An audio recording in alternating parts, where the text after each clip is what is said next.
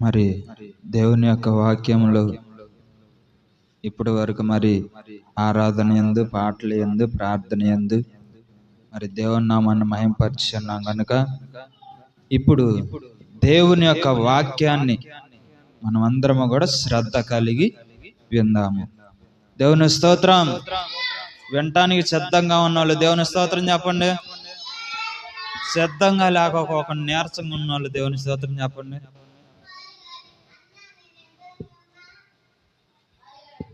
నీరసంగా ఉన్న వాళ్ళు దేవుని స్తోత్రం చెప్పండి.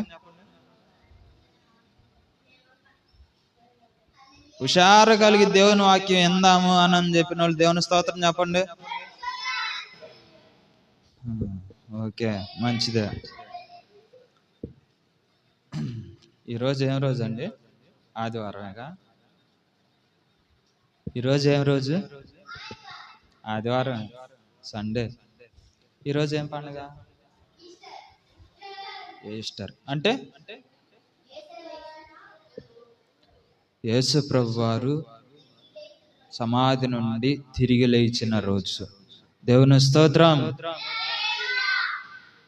ఆయన సమాధి నుంచి తిరిగి లేచాడు అని చెప్పేసి విశ్వసించి నమ్మకముతో ఉండి ఈ ఈస్టర్ అనేటటువంటి ఈ పండుగను జరుపుకుంటూ ఉన్నాము. కానీ ప్రియమైనటువంటి దేవుని బిడ్డలారా, ఈ ఓన్లీ పండగలేలే అని చెప్పేసి అనుకుంటున్నాము. కానీ పండగలు వస్తున్నాయి, వెళ్ళిపోతున్నాయి. ఇప్పుడు మన గుడ్ ఫ్రైడే వచ్చేసింది, అది వెళ్ళిపోయింది. ఇప్పుడు ఈస్టర్ వచ్చేసింది, తెల్లారితే ఈస్టర్ కూడా వెళ్ళిపోద్ది. పండగలు వస్తున్నాయి, వెళ్ళిపోతున్నాయి. కొత్త రోజులు వస్తున్నాయి, పాత రోజులు వెళ్ళిపోతున్నాయి. క్రొత్త సంవత్సరం వస్తుంది, పాత సంవత్సరం వెళ్ళిపోతుంది. క్రొత్త నెల వస్తుంది, పాత నెల వెళ్ళిపోతుంది. కానీ మనం ఎట్టున్నాం? మనం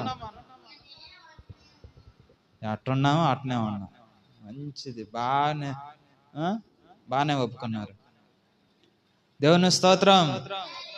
మరి ఇవన్నీ గతించిపోతున్నాయి, పండగలు ఎన్నో గతించిపోతున్నాయి. నీ జీవితంలో మార్పు లేదు మానవా అని చెప్పేసి దేవుడు చెబుతున్నాడా? లేదా? దేవుడు చెప్తున్నాడు, పండగలు ఎన్నో గడిచిపోవచ్చున్నవి, నీ జీవితంలో మార్పు లేదు మానవా. నేడే రక్షణ దినమురా, దేవుని చెంతకు చేరుమురా అని దేవుని యొక్క వాక్యంలోనే ఉంది. దేవుని స్తోత్రం. మరి మన యొక్క జీవితంలో ఎప్పుడు మార్పు వచ్చిందండి? మార్పు ఎప్పుడు వచ్చింది మన జీవితంలో? తెలీదా? మార్పు రావాలి అని అంటే మన చేతిలోనే ఉంది, ఎవరో చేతుల్లో లేదు. మన తల్లిదండ్రుల చేతుల్లో లేదు, మన బంధుమిత్రుల చేతుల్లో లేదు, మన స్నేహితుల చేతుల్లో లేదు. మన జీవితాన్ని మార్చుకోవాలి, మనము రక్షింపబడాలి, మనం మారు మనసు పొందాలి, మనము మారు మనసు పొందాలి అనంటే ఎవరి చేతిలో ఉంది? మన చేతిలోనే ఉంది. కనుక మరి మన చేతిలో ఉన్నటువంటి ఈ యొక్క జీవితమును మన ఇష్టం వచ్చినట్టుగానే నాశనం చేసుకుంటాం. మన ఇష్టం వచ్చినట్టుగా ఉండి మనం నాశనం చేసుకుంటున్నామా లేదా? నాశనం చేసుకుంటున్నావా? నాశనం చేసుకోవట్లేదా? సరే, నాశనం చేసుకోవట్లేదు అంటున్నావు కదా, అలరాటలు ఆడుతున్నావుగా, అలర పాటలు పాడుతున్నావుగా, సినిమాలు చూస్తున్నావుగా, బూతులు మాట్లాడుతున్నావుగా, అబద్ధాలు ఆడుతున్నావుగా, మరి ఇంకేడ మార్పు వచ్చింది నీలో?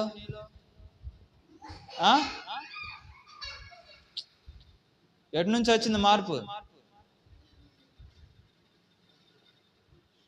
మార్పు అనంటే ఈ లోకములో ఉన్నటువంటి ప్రతి ఒక్క దానికి మనకును వ్యత్యాసము ఉండాలి. వ్యత్యాసము అని అంటే ఏంటది? వ్యతిరేకత. లోకములో కలిసిపోయాం అనుకో, మనము లోకములో కలిసిపోతే మనకి దేవుని రాజ్యంలో అవకాశం ఉండదు. ఉండిద్దా అవకాశం దేవుని రాజ్యంలో? దేవుని రాజ్యంలో అవకాశం కావాలి, దేవుని రాజ్యంలో మనకి స్థానము కావాలి అని అంటే మనం ఏం చేస్తే వచ్చింది? దేవుని చిత్త ప్రకారముగా పరిశుద్ధత కలిగి దేవుణ్ణి ఆరాధిస్తూ దేవుని నామాన్ని మహింపరుస్తూ దేవుడు చెప్పినటువంటి మాటల ప్రకారంగా నడుచుకుంటే అప్పుడు మన జీవితములలో గొప్ప గొప్ప కార్యములు దేవుడు జరిగిస్తూ ఉంటాడు. దేవుని స్తోత్రం. అప్పుడు దాకా జరిగిస్తాడా? అప్పుడు దాకా దేవుడు మన జీవితంలో గొప్ప మేలు సహాయం జరిగిస్తాడా? జరిగిస్తాడు. మన జీవితంలో గొప్ప గొప్ప మేలులు జరిగిస్తాడు, అద్భుతమైన ఆశ్చర్యమైనటువంటి కార్యాలు జరిగిస్తాడు. దేవుడు గనక గొప్ప కార్యము జరిగించకపోతే ఇప్పుడు నువ్వు బ్రతికే ఉండవు. దేవుడు ఆయన కనుదృష్టి కనుక నీ పైన లేకపోతే నువ్వు బ్రతికొండవు, నువ్వు మాట్లాడవు, నువ్వు అన్నం తినవు, నువ్వు నీ పనులు నువ్వు చేసుకోవు, నీకు ఓపిక కూడా ఉండదు. దేవుని యొక్క కనుదృష్టి మన పైన ఉంటేనే మానవులముగా ఉంటున్నాం. లేదంటే సచ్చిన శవం లాగా ఉంటాం. ఎట్టుంటాం గట్టి చెప్పండి అండి. చచ్చిపోయిన శవం లాగా ఉంటాం.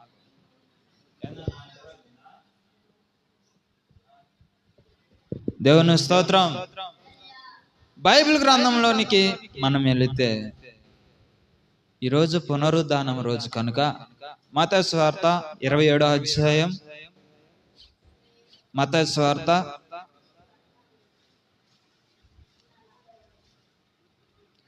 27వ అధ్యాయం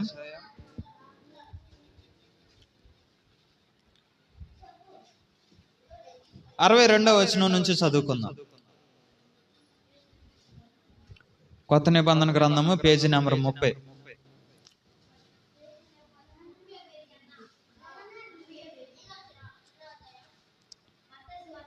ఇరవై 27వ అధ్యాయం 62వ వచనం.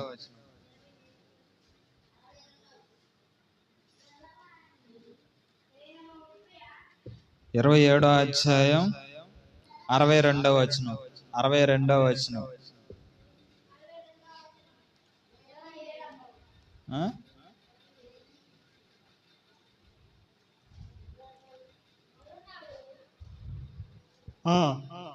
మరునాడు అనగా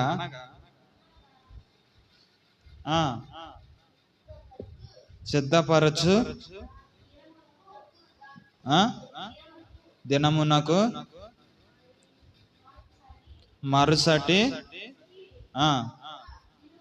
దినమున యాజకులను, ప్రధాన యాజకులను, పరిసయ్యులను పిలాతును వద్దకు కూడి వచ్చి, అయ్యా,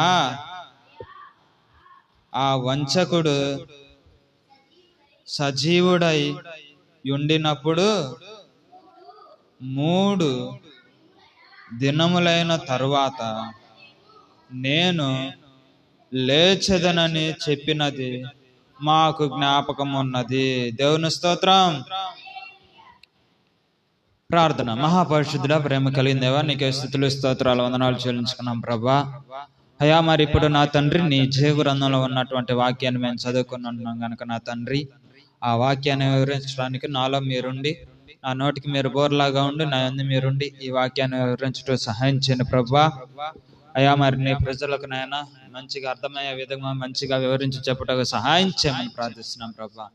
అయ్యా, నీ వాక్యాన్ని మేము విని నీ వాక్యాన్ని మా హృదయాల్లో జాగ్రత్తగా భద్రపరుచుకుని నీ యందు భయభక్తులు కలిగి జీవించి నీ రాజ్యంలో నీ బిడ్డలంగా మేము అందరం కూడా చార్చబట్టుగా సహాయం చేయమని మా ప్రభువైన యేసుక్రీస్తు నామములో అడిగి వేడుకుంటున్నాను తండ్రి. ఆమేన్. దేవుని స్తోత్రం. మరోసారి చదువుకుందండి.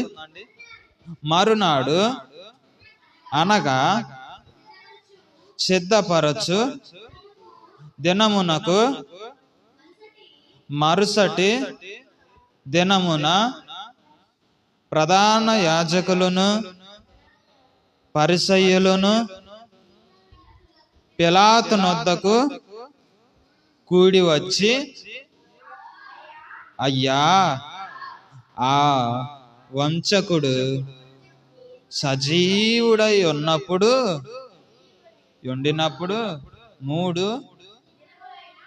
మూడు దినములైన తరువాత నేను లేచెదనని చెప్పినది మాకు జ్ఞాపకం ఉన్నది. దేవుని స్తోత్రం. ప్రభు అయినటువంటి యేసుక్రీస్తు వారు ఆయన ఈ భూమి మీదకి వచ్చినప్పుడు ఆయన తన వాక్యమును ఇక్కడ ప్రచారం చేశాడు. ఏం చేశాడు? ఆయన తన వాక్యాన్ని తన ప్రజలకు చెప్పాడు. ఇక్కడ ఏం చెప్తున్నాడు? యేసు ప్రభు వారిని పట్టుకొని ఆయనకి కొరడా శిక్ష విధించారు. కొరడా శిక్ష సరిపోలేదని చెప్పేసి మరలా ఆయనకు మరణ శిక్ష విధించారు. ఎవరికి? ప్రభు అయినటువంటి యేసుక్రీస్తు వారికి మరణ శిక్ష విధించారు. మరణ శిక్ష విధించేసరికి, ఎందుకని విధించింది మరణ శిక్ష? మానవులు ఒప్పుకున్నారా? మరణ శిక్ష విధించొద్దు, కొరడాలతో కొట్టొద్దు అని చెప్పేసి అన్నారా? అనలా. ఎందుకు అనలేదు? యేసు ప్రభు వారిని ఈ భూమి మీద వండుకోకుండా చేయాలి. ఏం చేయాలి? ఈ భూమి మీద వండకుండా చేయాలని చెప్పేసి ప్లాన్ వేసారు తప్ప శాస్త్రులు, పరిసయ్యులు, ప్రధాన యాజకులు వీళ్ళందరూ కూడా ఏం చేశారు?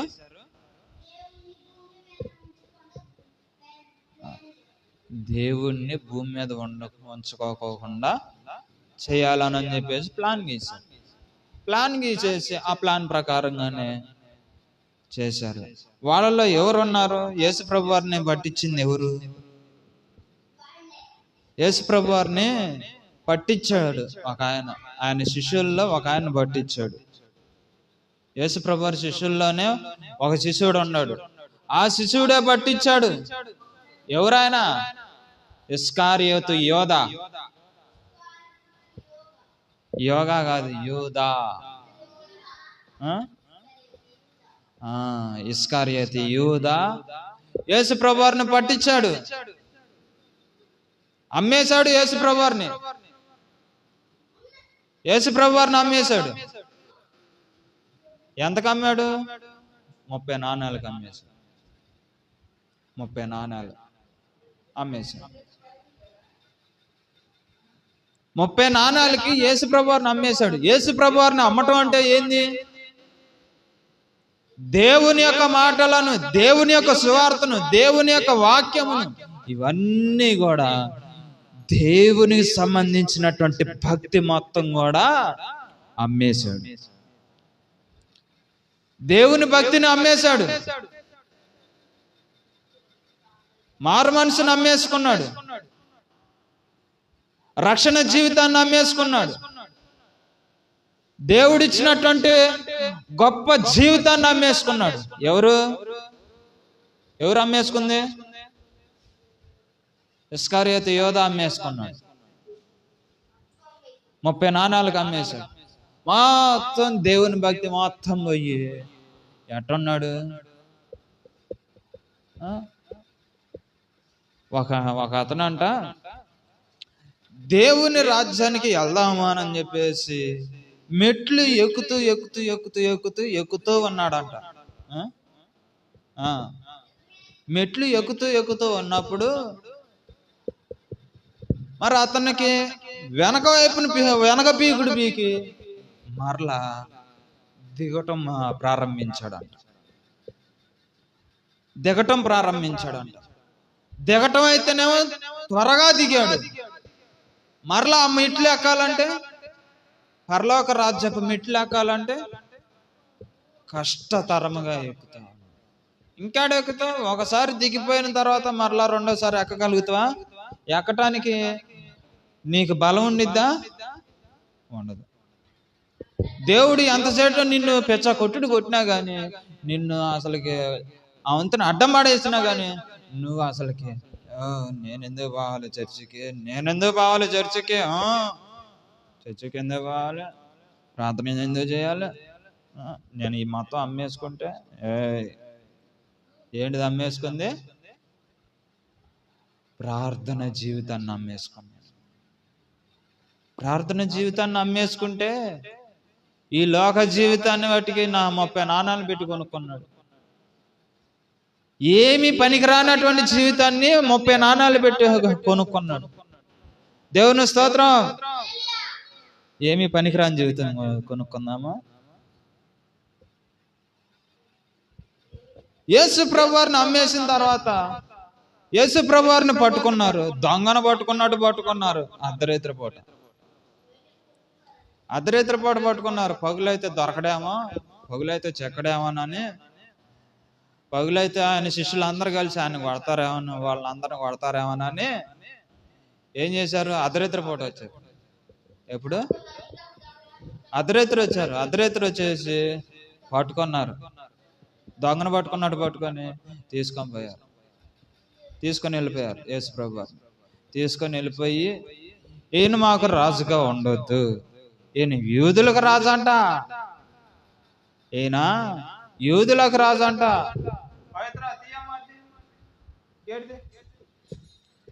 ఆయన యూదులకు రాజు అంట అని అడిగాడు పిలాతు. ఎవరు అడిగారు? పిలాతు అడిగాడు. నీవు యూదులకు రాజువా అని ఎవరు అడిగింది? పిలాతు అడిగాడు. ఎవరిని? యేసు ప్రభు వారిని అడిగాడు. నీవు యూదులకు రాజు అంట కదా, నీ రాజ్యము ఇక్కడ ఈ లోక సంబంధమైనదే అయితే నిన్ను నువ్వు రక్షించుకో అని చెప్పేసి ఎవరు చెప్పారు? సిలువేసిన కాడ అన్నారు.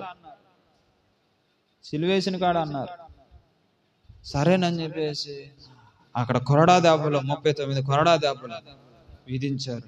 కొరడా దెబ్బలు అయిపోయిన తర్వాత ముఖం మీద ఉమ్మి వేసి నెత్తి మీద ముళ్ళ కిరీటం పెట్టి, ముళ్ళ కిరీటం అంటే ఏది? మామూలుగా ఈ కంప అనుకున్నారా? కంప కాదు, ఇనప ముళ్ళు, ఇనప రాడ్డులతో, ఇనప తీగలతో చేశారు. ముళ్ళు చేశారు. ఇనప వస్తువులతో ముళ్ళు చేసి అట్ట తగిలిచ్చారు. కిరీటం తగిలిచ్చినట్టు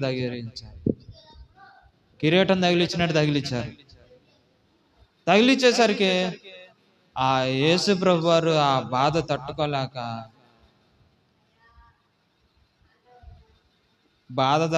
ఏం చేశాడు? యేసు ప్రభు వారు బాధ తట్టుకోలేక ఏం చేశాడు? యేసు ప్రభు వారు మళ్ళీ కిరీటం పెట్టినప్పుడు మెలకుండా అని అన్నాడా? పెట్టండి అయ్యా అని చెప్పేసి తల వంచాడా? మీరు నాకేంద్ర పెట్టేది అని చెప్పేసి ఎదురు తిరిగాడా? ఏం చేశాడు? మెలకుండా సైలెంట్గా అట్నే ఉన్నాడు. వధింపబడినటువంటి గొర్రె పిల్ల అంటే ఒక గొర్రెని తీసుకొని వస్తాను, గొర్రెను కానీ మేకను కానీ తీసుకొని వచ్చినప్పుడు దాన్ని కొయ్యాలంటే, దాన్ని మెడకాయ కొయ్యాలంటే అది సైలెంట్గానే ఉండిద్ది.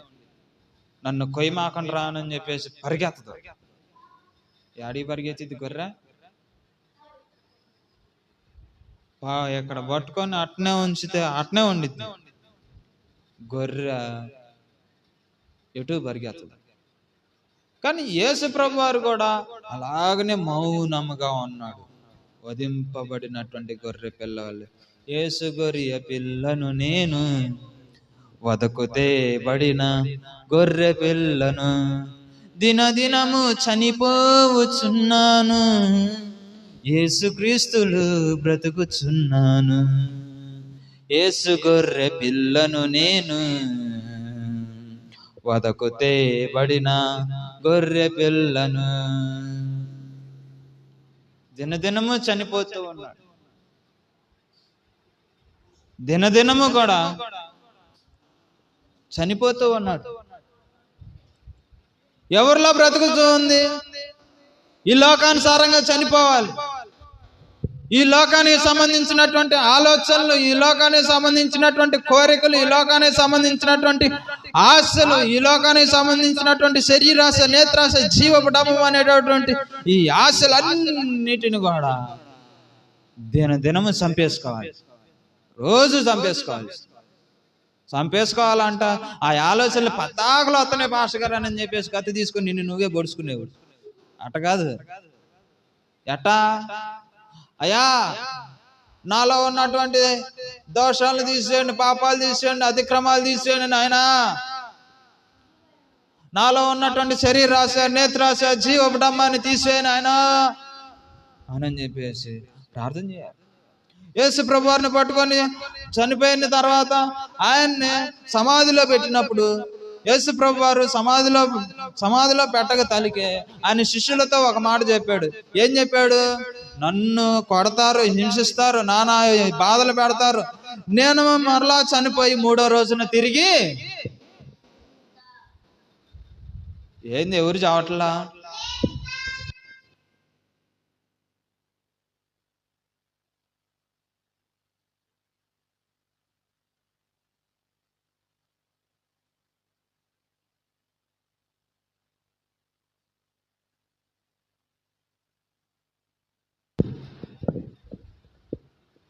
మూడో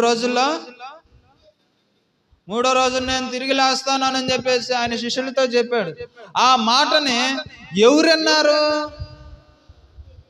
దేవుడు కాదు, ప్రధాన యాజకులను, పరిసయ్యులను ఈ పిలాతు వద్దకు కూడుకొని వచ్చి, అయ్యా, ఆ వంచకుడు సజీవుడై మరలా 3వ రోజు లెగుతానని చెప్పేసి చెప్పాడు. ఆ మాట నాకు జ్ఞాపకం ఉంది, కాబట్టి మళ్ళీ తిరిగి లెగుతాడేమో అని చెప్పేసి పోయి యేసుప్రభు వారి సమాధికి మొత్తం గొలుసులతో బంధించారు. ఆయన సమాధి రాయి తెరవబడుకోకుండా గొలుసులతో బంధించేసి అక్కడ సెక్యూరిటీ కాపలాగా ఉన్నారు. బయటకు వస్తే మళ్ళీ చంపేద్దామని, యేసుప్రభు వారు బయటకు వస్తే మళ్ళీ చంపేద్దామని అక్కడ సెక్యూరిటీ కాపలాగా ఉన్నారు. లేదంటే ఆ సంఖ్యలు ఎవరన్నా మొక్కలు చాకలుగా కట్ చేసి యేసుప్రభు వారి శవాన్ని తీసుకొని పోయి యేసుప్రభు వారు లేచాడు అని అంటారని, యేసుప్రభు వారు లేచాడు అని చెప్పేసి పండగ చేసుకుంటారని చెప్పేసి సెక్యూరిటీ అక్కడే ఉంచారు. కానీ దేవుడు చెప్పిన మాట నెరవేరాలి కదా. దేవుడు ఏం మాట చెప్పాడు?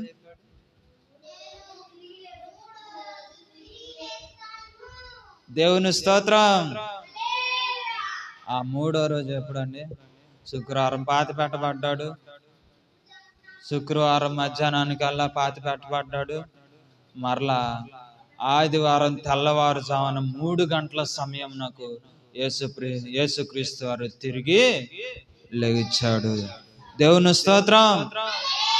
ఆయన సమాధిని బద్దలు కొట్టుకొని, ఎంత సంఖ్యలు ఉన్నా గాని ఆ సంఖ్యలు మొత్తం బద్దలు కొట్టుకొని తిరిగి లేచాడు. దేవుని స్తోత్రం. ఎవరి కోసం? మనల్ని రక్షించటం కోసం, మనల్ని ఆయన రాజ్యానికి తీసుకొని వెళ్ళటం కోసం. లేకపోతే యేసుప్రభు వారు నేను లెగుతానని చెప్పేసి ఎందుకు చెప్తాడు? అసలు ఆయన ఈ భూమి మీదకి రావాల్సినంత అవసరమే వచ్చింది. మెలకొండ మచ్చటంగా మనమే వెళ్ళిపోయేవాళ్ళం పరలోక రాజ్యాన్ని. కానీ ఎందుకని యేసుప్రభు వారు ఈ లోకానికి వచ్చింది? మనం చేసిన పొరపాట్లు, మనం చేసిన తప్పులు, మనం ఏం చేస్తున్నాం? యేసుప్రభు వారు 10 ఆజ్ఞలు ఇచ్చాడు కదా. ఆజ్ఞలు ఇచ్చాడుగా. ఏం ఆజ్ఞలు?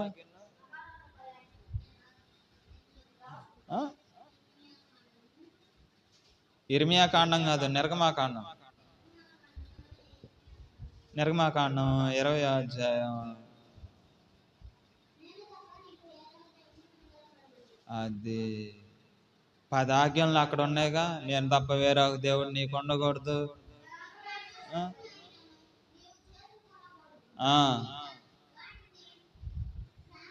సాగిల పడకూడదు, నమస్కరించకూడదు, నీ దేవుడైన యెహోవా నామమును పరిశుద్ధముగా ఆచరింపవలెను, విశ్రాంతి దినమును పరిశుద్ధముగా ఆచరింపవలెను. ఓకే, దేవుని స్తోత్రం. అక్కడ ఒక నిమిషం, అక్కడ దేవుడు ఆయన యొక్క ఆజ్ఞలో 10 ఆజ్ఞలను అక్కడ మొత్తం ఇచ్చాడు కదా. నిర్గమాకాండం 20వ అధ్యాయం మొత్తం ఇచ్చి ఉన్నాడు కదా. ఆ ఆజ్ఞల ప్రకారంగా నడుచుకోవట్లేదంట. ఎవరు? యేసు ప్రభువారు ఆజ్ఞలను ఇచ్చాడు, ఆయన ధర్మశాస్త్రాన్ని ఇచ్చాడు, పరిశుద్ధ గ్రంథాన్ని ఇచ్చాడు, క్రొత్త నిబంధన ఇచ్చాడు, పాత నిబంధన ఇచ్చాడు. క్రొత్త నిబంధన, పాత నిబంధన 2 గ్రంథాలు ఇచ్చాడు కదా. ఇచ్చినా గాని మనకు సరిపోట్లా, మనం మారట్లా. ఏంది మారేది? ఆయన ఎవరో తెల్లవాళ్ళ దేవుడు అయితే ఆయన మాట మనం ఏంది వినేది?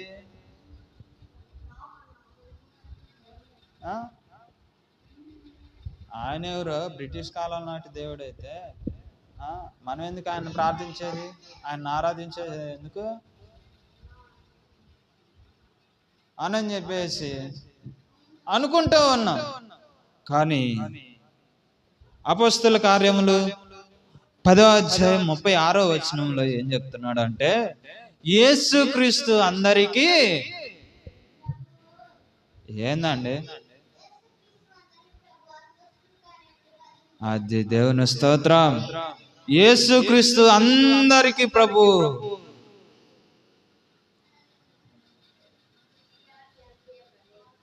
క్రిస్టియన్స్కేనా ప్రభు? క్రైస్తవులకేనా దేవుడు? ప్రతి ఒక్కరికి, అందరికీ ప్రభువు, అందరికీ దేవుడేనంట ఆయన. కాబట్టి ప్రేమైనటువంటి దేవుని బిడ్డలారా, ఆయన మాకు కాదులే దేవుడు, మాకు కాదులే దేవుడు, ఆయన చచ్చిపోయి ఇంకా లేవలేదులే అని చెప్పేసి అనుకోకూడదు. ఆయన చనిపోయి మరలా 3వ రోజు తిరిగి లేచాడు, పునరుద్ధానుడై తిరిగి లేచి పరలోక రాజ్యానికి వెళ్ళిపోయాడు. దేవుని స్తోత్రం. ఆయన మన మానవులం చనిపోయి మరలా మట్టిలోనే పెట్టబడతాము, అక్కడే ఉండిద్ది మన శరీరం, అలానే మట్టిలో కలిసిపోద్ది. కానీ దేవుని యొక్క ఆత్మ, దేవుని యొక్క శరీరము మట్టిలో కలిసిపోవాలా. యేసు ప్రభు వారి శరీరం మట్టిలో కలవాలా. కలిస్తే మరి 3వ రోజున ఎందుకు లెగుతాడు? కలిస్తే మళ్ళీ 3వ రోజు ఎందుకు లెగుతాడు? బైబిల్లో ఏమనుంది? మనుష్య కుమారునిగా ఆయన ఈ భూమి మీదకి, అద్వితీయ కుమారునిగా ఈ భూమి మీదకి వచ్చాడంట. దేవుని స్తోత్రం. మరలా మార్కు సువార్త దీన్ని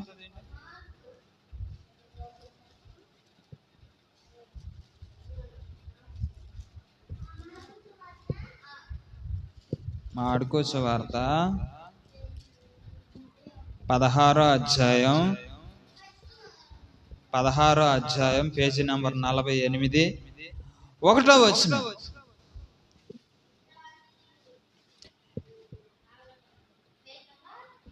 48, 16వ అధ్యాయం 1వ వచనం. విశ్రాంతి దినము గడిచిపోగానే మగ్దలేని మరియయు, యాకోబు తల్లి అయిన మరియయు,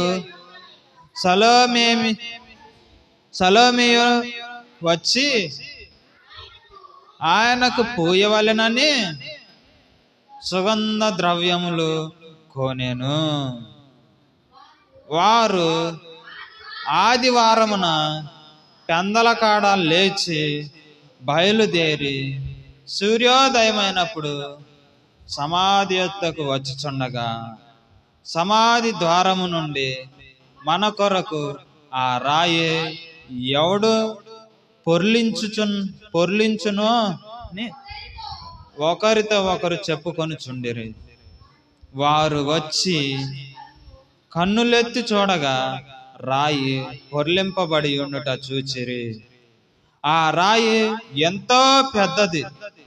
అప్పుడు వారు సమాధిలో ప్రవేశించి తెల్లని నిలువుటంగి ధరించుకొని ఉన్న ఒక పడుచు వాడు కుడి వైపున కూర్చుండుట చూచి మిగుల కలవరపడిరి.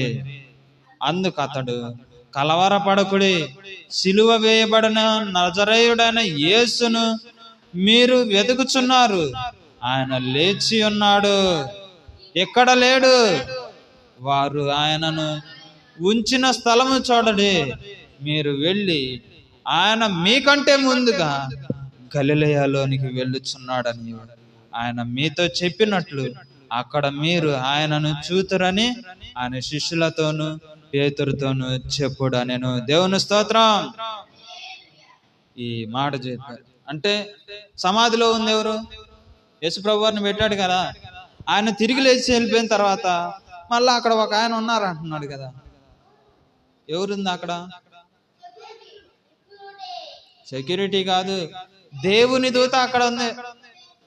యేసుప్రభు వారిని లేపినటువంటి దేవుని దూత అక్కడ ఉంది. దేవుని దూత అక్కడ ఉండి, మీరెందుకు సమాధుల్లో వెతుకుతున్నారమ్మా? వాళ్ళు ఏంది, సుగంధ ద్రవ్యమును అంటే సెంటు బాటిల్ని తీసుకొని వచ్చి యేసుప్రభు వారు ఒంటికి బుయ్యాలి. ఆ బండరాయిని ఎవరిని జరుపుతాము? నువ్వు జరుపుతా అని చెప్పేసి వాళ్ళందరూ ఎట్ట కాదని చెప్పి అందరం కలిసి ఆ బండరాయిని జరుపుదాం.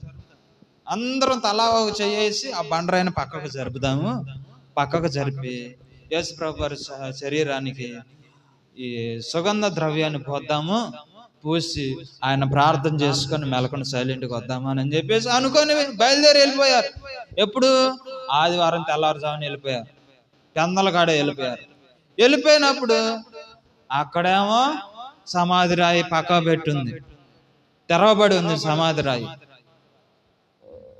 రాయి తెరవబడి ఉండేసరికి లోన తెల్లని వస్త్రాలు వేసుకొని ఒక వ్యక్తి ఉన్నాడు అంట.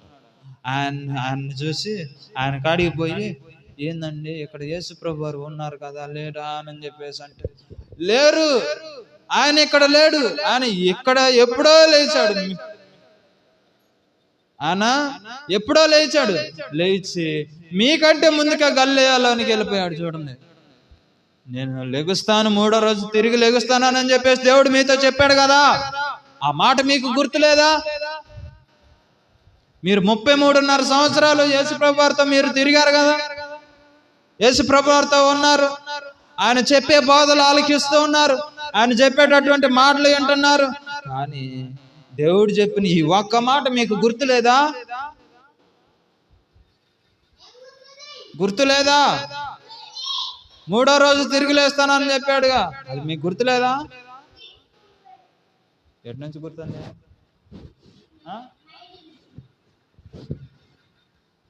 అని చెప్పేసి ఆ ఉన్నటువంటి స్త్రీలను అడుగుతూ ఉండేసరికి వాళ్ళందరూ కూడా విస్మయం ఉంది, భయపడి, అమ్మా యేసుప్రభు వారు ముందుగానే గలిలయ ప్రాంతానికి వెళ్ళిపోయాడా, ఆయన మళ్ళీ వెళ్ళిపోతాడు మళ్ళీ ఆరోహణమై వెళ్ళిపోవాలి కదా, ఆరోహణమై పరలోక రాజ్యానికి వెళ్ళిపోవాలి కదా, ఏమో వెళ్ళిపోతాడేమోనని చెప్పేసి పరుగుని వెళ్ళిపోయారు. ఆయన శిష్యులతో చెప్పండి, పోయి ఆయన ఎక్కడ లేడు, తిరిగి లేచాడు అని చెప్పేసి ఆయన శిష్యులతో వెళ్ళి చెప్పండి అని చెప్పేసరికి మెలకొండ వీళ్ళు పరిగెత్తుకుంటూ వెళ్ళిపోయి ఆనందంతో చెప్తున్నాడు, యేసుప్రభు వారు లేచాడు, ఆయన పునరుద్ధానుడు అయ్యి తిరిగి లేచాడు అని చెప్పేసి అందరితో చాటింపు వేశారు. దేవుని స్తోత్రం. ఆయన తిరిగి లేచిన రోజునే ఈస్టర్ అని ఈ యొక్క పండగను పెట్టి ఉన్నారు. దేవుని స్తోత్రం. కనుక ప్రియమైనటువంటి దేవుని బిడ్డలారా, మరి యేసు ప్రభు వారు తిరిగి లేచారు. తిరిగి లేచి మొదటిగా ఎవరు కనపడ్డారు? మగ్దలేని మరియకు, వేరే ఒక మరియకి కనపడ్డారు. మరలా తర్వాత ఆయన శిష్యులందరూ కలిసి ఇట్నే ఒక గదిలో ఉండి ప్రార్థన చేసుకుంటున్నారు. వాళ్ళ ఎవరికి కూడా సమాధానం లేదు. యేసు ప్రభు వారు చనిపోయాడుగా, తిరిగి లేస్తానన్నాడుగా, ఆయన తిరిగి లేగుతాడు, ఆయన తిరిగి లేవాడు అని చెప్పి ఒకళ్ళు. ఇంకొకళ్ళు ఏంది, ఆయన తిరిగి వస్తే ఆయన గాయాల్లో ఏలు పెట్టి చూస్తేనే నేను నమ్ముతా ఆయన యేసు ప్రభు వారు అని. ఆయన మేకులు కొట్టిన గాయాలు ఉన్నాయి కదా, ఆ గాయాల్లో ఏలు పెట్టి చూస్తేనే నేను నమ్ముతా, లేకపోతే నేను నమ్మను అని అంటారు. ఇంకొకళ్ళు ఏమో, వామ్మో సమాధుల్లో నుంచి యేసు ప్రభు అట్లా ఎగుతాడు, దెయ్యాలుగా లేచేది అని చెప్పేసి అంటారు. అలాగా ఆయన యొక్క శిష్యులలో సమాధానం లేదు. సమాధానం లేకోకుండా అసమాధానంగా ఉండి వాళ్ళల్లో వాళ్ళే సతమతమైపోతున్నారు. యేసు ప్రభు వారు లేచాడా, యేసు ప్రభు వారు లేకవలేదా, యేసు ప్రభు వారు లేచాడా లేకవలేదా, లేకపోతే ఆయన చేతి గాయాల్లో ఏలు పెట్టి చూడాలి అని చెప్పి. కానీ వీళ్ళందరిలో నమ్మకమైనటువంటి వ్యక్తి ఒక ఆయన ఉన్నాడు. ఆయన శిష్యులందరిలో నమ్మకమైనటువంటి వ్యక్తి ఒక ఆయన ఉన్నాడు. ఆయన ఎవరు? దేవుని స్తోత్రం. ఎవరండి? పేతురు. ఆ పేతురుకి దేవుడు చెప్పినటువంటి ప్రతి ఒక్క మాట ఆయనకు గుర్తుంది. ఎందుకంటే నువ్వు 3 సార్లు నన్ను ఎరుగను, ఆ యేసు ప్రభు ఎవరో నాకు తెలియదు అని చెప్పేసి 3 సార్లు నువ్వు అబద్ధం ఆడతావు అని అన్నాడు. ఆ మాట జరిగింది. యేసు ప్రభు వారిని పట్టుకున్నప్పుడు ఆ మాట జరిగింది. 3 సార్లు అబద్ధం ఆడాడు పేతురు. ఒక్కసారి కాదు, అరసారి కాదు, 3 సార్లు అబద్ధం ఆడాడు. అబద్ధం ఆడిన తర్వాత అప్పుడు కోడి కూసింది.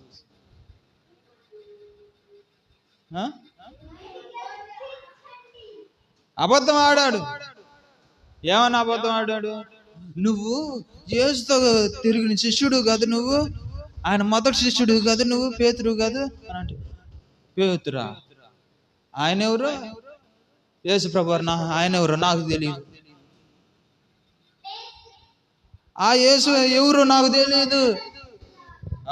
నువ్వు నిజం చెప్పు, ఆయనతో పాటు తిరిగిన శిష్యుడు కాదు నువ్వు? కాదు, నేను కాదు. ఎవరినో అనుకోని ఎవరినో చూసి నన్ను అనుకుంటున్నావా అనని ఎట్టా అబద్ధాలు 3 సార్లు అబద్ధాలు ఆడాడు. 3వసారి అబద్ధం ఆడిన తర్వాత అప్పుడు కోడి కూసింది. ఒక్కరొక్కు అని కూసింది కోడి. కాబట్టి ప్రియమైనటువంటి దేవుని బిడ్డలారా, మరలా నేను మా పునరుద్ధానుడనై తిరిగి లెగుస్తానని చెప్పేసి దేవుడు మాట చెప్పాడు కదా, ఆ మాట నీ పేతురు అక్కనే గుర్తుపెట్టుకొని ఉన్నాడు. దేవుడు మాట చెప్పాడు, ఆ మాట నెరవేరుస్తాడు అని చెప్పేసి గుర్తుపెట్టుకొని ఆయన చేసినటువంటి తప్పుకి కుమిలి ఏడుస్తున్నాడు. ఏం తప్పు చేశాడు?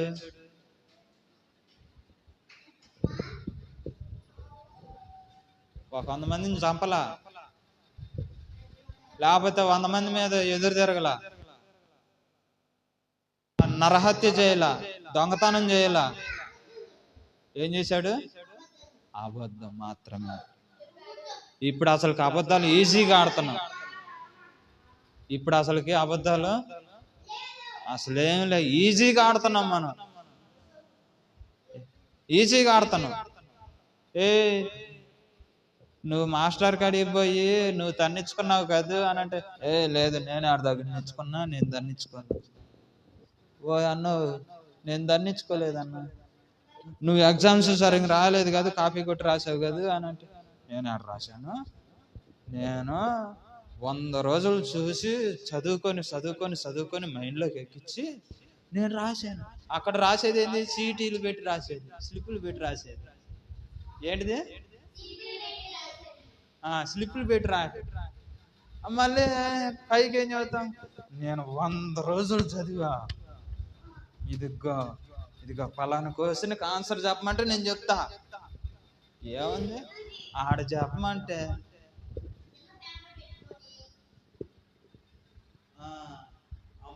కొట్టాడు, నాన్న తమ్ముడిని కొట్టాడు అని ఇక్కడ సీటీలో చూసి చెప్పటం. డైరెక్ట్గా అప్పటికప్పుడు అడిగితే చెప్పలేదు, ఎందుకు? అది మైండ్లోకి ఎక్కదు కాబట్టి. పేతురు ఏం చేశాడు? అట్నే అబద్ధాలు 3 సార్లు అబద్ధం ఆడి, ఆ అబద్ధం ఆడినందుకే ఆయన దేవుని దృష్టిలో తప్పొచ్చింది. దేవుని దృష్టిలో తప్పొచ్చేసరికి దానికోసము ఎంతగానో కుమిలి ఏడ్చాలా ప్రార్థన చేస్తాడు. తండ్రి నన్ను క్షమించయ్యా, తండ్రి నన్ను క్షమించయ్యా, అయ్యా ప్రభువా నన్ను క్షమించయ్యా, నిన్నెరుగనని నేను 3 సార్లు అబద్ధం ఆడాను, నన్ను క్షమించు తండ్రి, నన్ను క్షమించు ప్రభువా, నన్ను క్షమించయ్యా అని చెప్పేసి 3 సార్లు అబద్ధం ఆడినందుకే యేసు ప్రభు వారు ఆయన యొక్క ప్రార్థన అంగీకరించేంత వరకు కూడా, క్షమాపణ వచ్చేంత వరకు కూడా మర్రపెట్టి ప్రార్థన చేశాడు. దేవునికి మర్రపెట్టాడు. మర్రపెడుతున్నావా? రోజుకు 250-300 అబద్ధాలు ఆడతాం. లేవటంతో అబద్ధాలతో మొదలు పెడతాం. ఏం చేస్తాం? లేవటంతోనే అబద్ధాలతో మొదలు పెడతాం. కాబట్టి ప్రియమైనటువంటి దేవుని ప్రజలారా, అందుకని దేవుడు ఏమంటున్నాడు అంటే, యథార్థమైన ప్రవర్తన కలిగి నీతిని అనుసరించి నడిచేవాడు వాళ్ళందరూ కూడా ధన్యులు అని చెప్పేసి దేవుడు చెప్తున్నాడు. దేవుని స్తోత్రం. దేవుడు పునరుద్ధానుడే లేచిన తర్వాత ఆయన శిష్యులకు కనపడి అక్కడ అసమాధానంగా ఉంటే అసమాధానాన్ని తీసేసి సమాధానాన్ని కలిగించాడు. సమాధానాన్ని కలిగించినప్పుడు అప్పుడు అందరు సమాధాన పడ్డారు, శాంతి పడ్డారు. అప్పుడు తోమా అన్నాడు కదా, తోమా అక్కడ అన్నమాట యేసు ప్రభు వారికి ఎట్ట తెలిసింది? ఇదొక క్వశ్చన్. తోమా ఏమో వాళ్ళందరిలో ఉండి నేను యేసు ప్రభు వారి గాయాల్లో ఏలు పెట్టి చూస్తేనే నేను నమ్ముతా, లేకపోతే నేను నమ్మను అని చెప్పేసి అక్కడ చెప్పాడు కదా. ఆయన శిష్యులతోనే కదా చెప్పింది. ఆ మాట యేసు ప్రభు వారు అప్పటికి ఇంకా అక్కడికి రాలా. రాకపోతే ఆ మాట యేసు ప్రభు వారు ఎట్టన్నాడు? ఆ మాట చెవుల దగ్గర పెట్టన్నాడు. అప్పటికి ఇంకా రాలేదు యేసు ప్రభు వారు ఆడికి, ఆ రూమ్ కాడికి కూడా రాలా. ఆ మాట ఎట్లా దేవుడు మాట, ఈయన చెప్పిన మాట దేవుడికి ఎట్ట వినపడింది? ఎట్లా వినపడింది అని అంటే, ప్రభు అయినటువంటి యేసు క్రీస్తు వారు మన యొక్క హృదయ రహస్యాలు మొత్తము కూడా ఎరిగినటువంటి దేవుడు.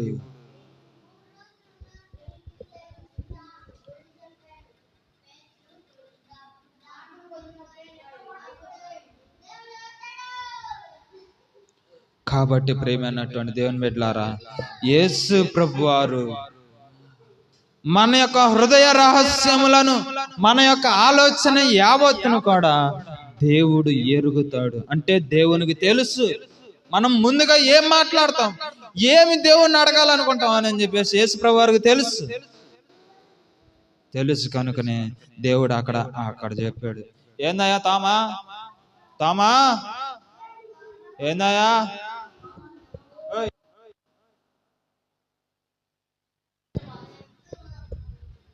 ఎందుకు 2 కాళ్ళు యాంగ్లేర్కి తగిలించి కొడుకోగలరు?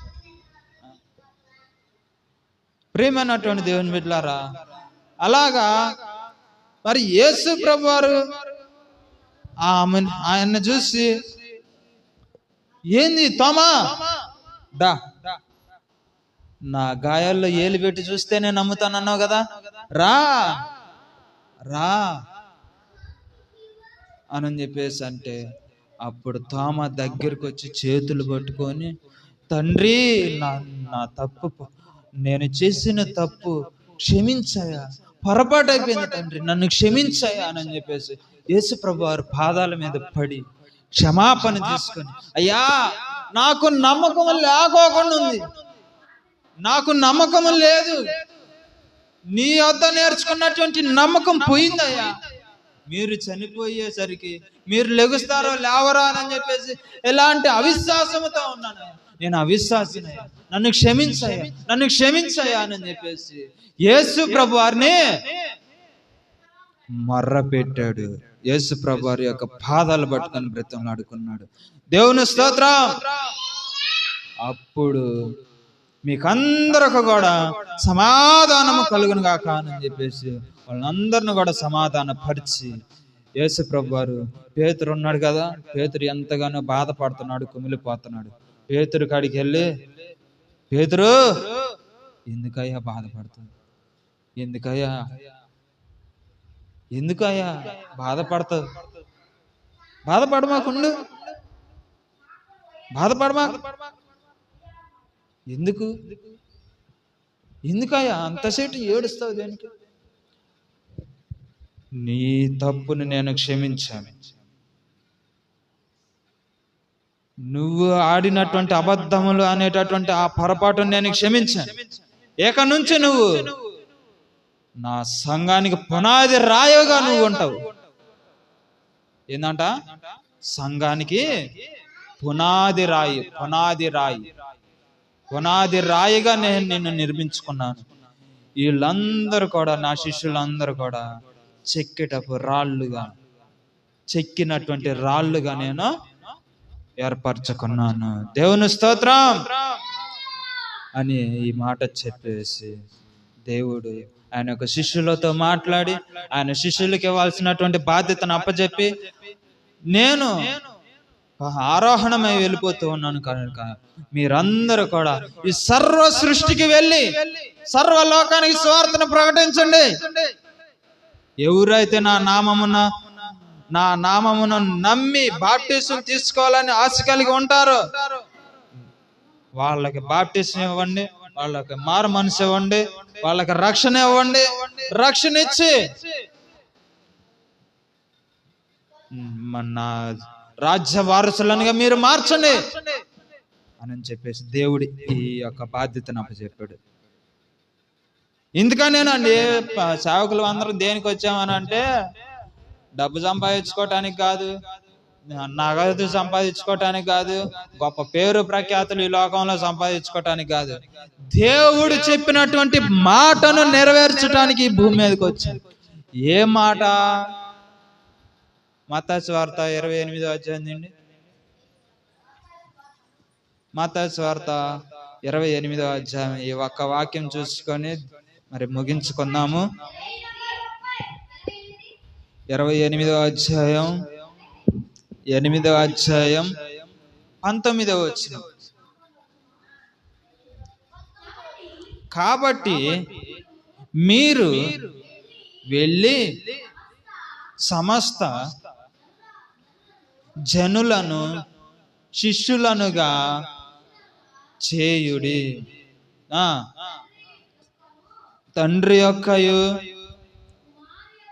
కుమారుని యొక్కయు పరిశుద్ధాత్మ యొక్కయు నామములోనికి వారికి బాప్టిస్మం ఇచ్చుచు నేను మీకు ఏ సంగతులను ఆజ్ఞాపించితినో వాటినన్నిటినీ గైకొనవలెనని వారికి బోధించుడి. ఇదిగో నేను యుగ సమాప్తి వరకు సదాకాలం మీతో ఉన్నానని వారితో చెప్పాను. దేవుని స్తోత్రం. ఈ ఒక్క మాట చెప్పేసి యేసు ప్రభు వారు ఆరోహణమై వెళ్ళిపోయాడు. దేవుని స్తోత్రం. ఎంత గొప్ప దేవుడు అండి. ఎందుకు వెళ్ళిపోయాడు పరలోక రాజ్యానికి? మరలా తిరిగి వస్తున్నాడు. ఎప్పుడు వస్తాడు? రాబోతున్నాడు మరలా తిరిగి 3వ రోజు. చనిపోయి తిరిగి లాగవటం కాదు, మరలా ఈ భూమి మీదకి మనుష్య కుమారుడిగా ఈ భూమి మీదకి వస్తున్నాడు.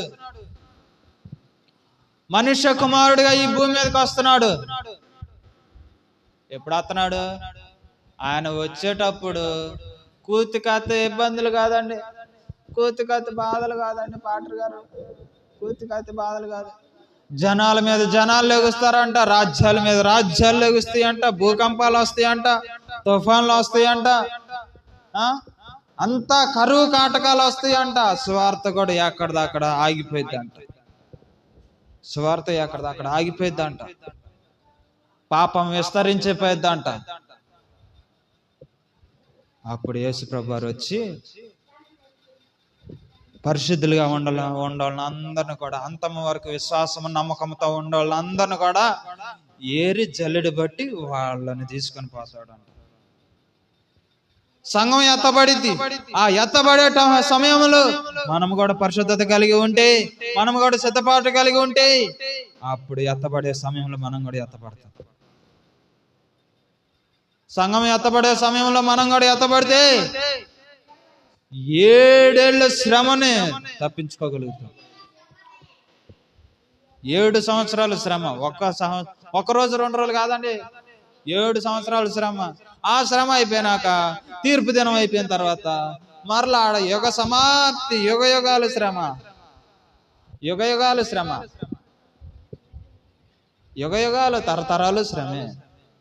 కాబట్టి ప్రేమైనటువంటి దేవుని బిడ్డలారా, ఆ శ్రమను, ఆ బాధను, ఆ వేదనను, ఆ శోధన నుంచి విడిపించబడాలని చెప్పేసి యేసు ప్రభువారు ఆయన యొక్క రాజ్య సువార్తని మనకందరికి కూడా ప్రకటిస్తూ ఉన్నాడు. దేవుని స్తోత్రం.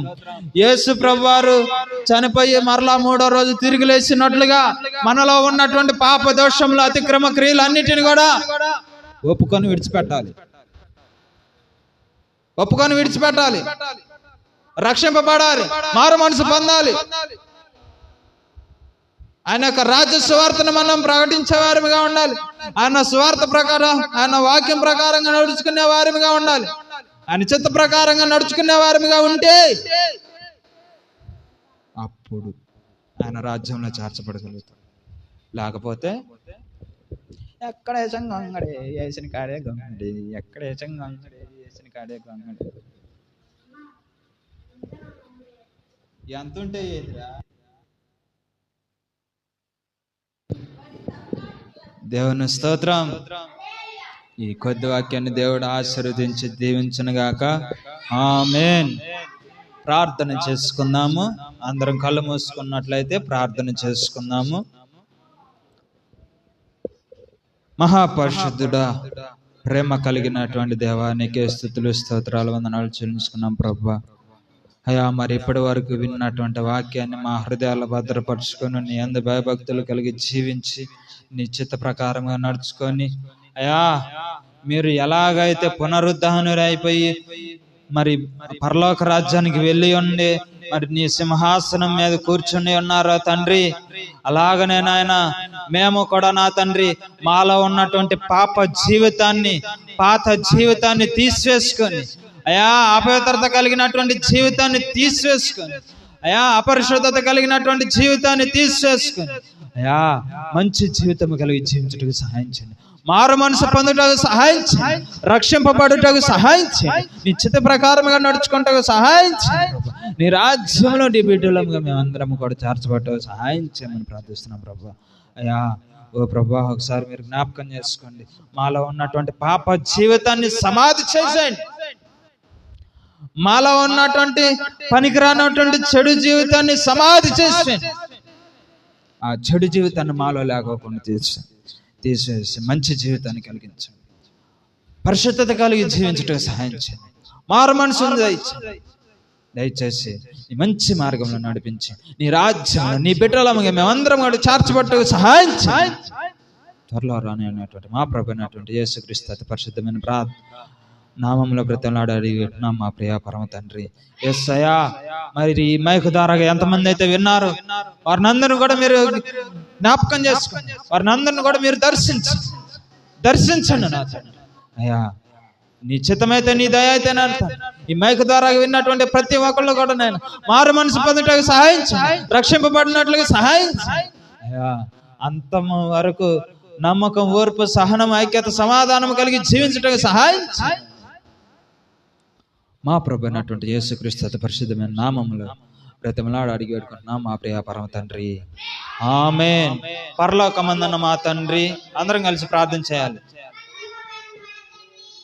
నీ నామం పరిశుద్ధపరచబడును గాక, నీ రాజ్యం వచ్చును గాక, నీ చిత్తం పరలోకమందు నెరవేరినట్లుగా భూమి అందును నెరవేర్చబడును గాక. నేడు అనుదిన ఆహారం మాకు దినదినం దయచేయము తండ్రి. మా ఏడల అపరాధాలు క్షమించిన ప్రకారం మా అపరాధములను క్షమించండి.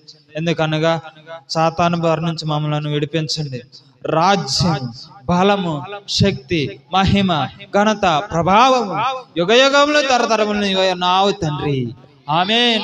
యేసు రక్తమే, శిలువ రక్తమే, అపాది క్రియలు అనంత నాశనం అయిపోయింది కదా. ప్రభేశ్వర సంపూర్ణ విజయం, స్వస్థను, మన సంపూర్ణమైనటువంటి ఆరోగ్యం అనుగ్రహించబడును గాక. ఆమేన్, ఆమేన్, ఆమేన్. దేవుని స్తోత్రం. మీ అందరికి నా హృదయపూర్వక వందనాలు చెల్లించుకున్నాండి. దేవుని యొక్క అవకాశం ఉంటే, దేవుని చిత్తమైతే రేపు వచ్చే వారము కూడా మరి దేవుని యొక్క వాక్యాన్ని మనమందరము కూడా నేర్చుకుందాము. దేవుని స్తోత్రం. ఆపలేదా? ఆపారా?